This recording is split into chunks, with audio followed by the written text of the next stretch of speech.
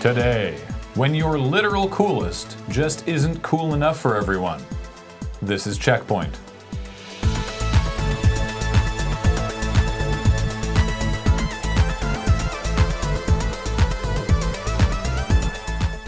Welcome to what we are calling, for lack of a better option, the CheckPoint Holiday episode. Observe how we are wearing Santa hats as is mandated by the festive season.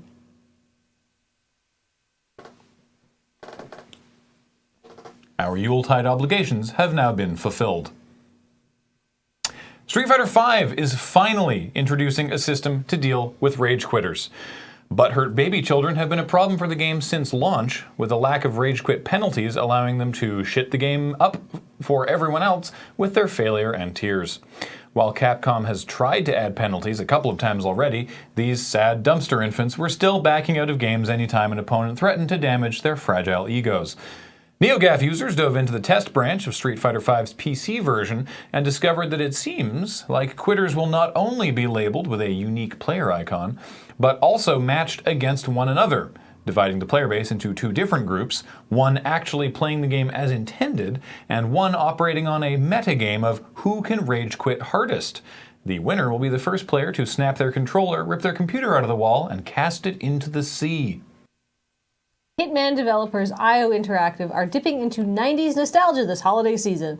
They've released a free Christmas-themed mission where Agent 47 has to take out Harry Smokey Bagnato and Marv Slick Gonif, aka the two bumbling burglars from Home Alone.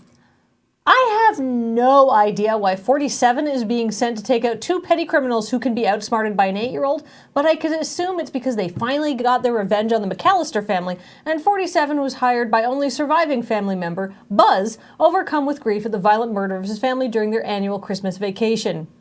Oh my god, is this DLC Home Alone fanfic? 2016 has claimed its latest victim, Weird Face NPC from Assassin's Creed II Remastered. Born in November, this strange Florentine man with his fish-like mouth and cold, dead eyes would appear on some playthroughs of Assassin's Creed II Sequence 1 Memory 1 when the game would populate that actor with a random NPC, and happened to choose this weirdo during a recording on Polygon.com. This strange guppy boy would be patched out on Friday's 1.02 update with the patch note, "Fixed, a weird NPC face in Sequence 1 Memory 1. R.I.P. in pieces, you odd man who looked like he's constantly holding in a massive fart. You were too weird to live and too rare to live." Angry Overwatch fans have poured some hot, salty tears on Mei's new legendary Winter Wonderland skin.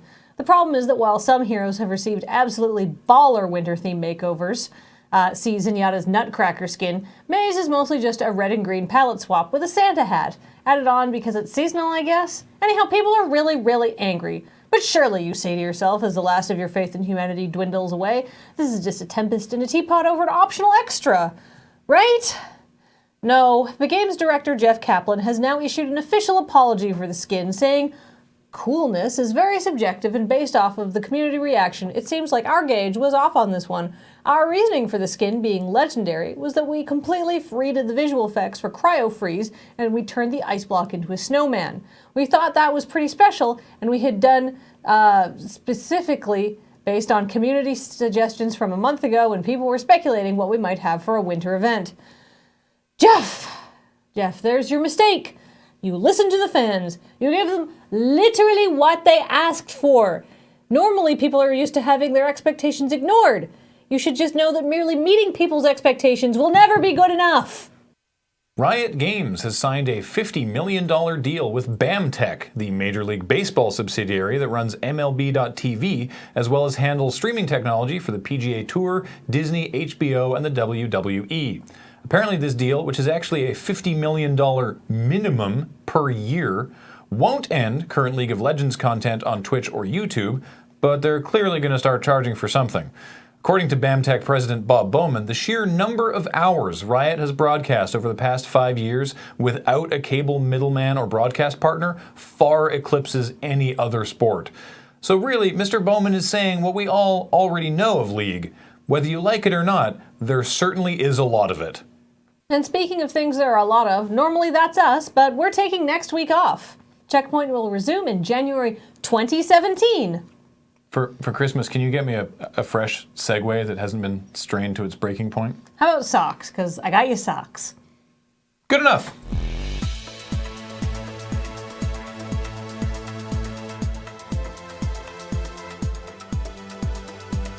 Coming up, Age of Empires 2 is getting another new expansion when Rise of Rajas releases this week. This is the third recent expansion for a game that released 17 years ago when statistically, most of our viewers weren't old enough to play a game rated teen. Merry Christmas. So this is Christmas. And what have we done? Another year over. And a new one just begun. Talked about gaming news and A very Merry Christmas and a Happy New Year. Let's hope it's a good one. And there's some blood in your ear. I was just thinking about how badly I was singing that.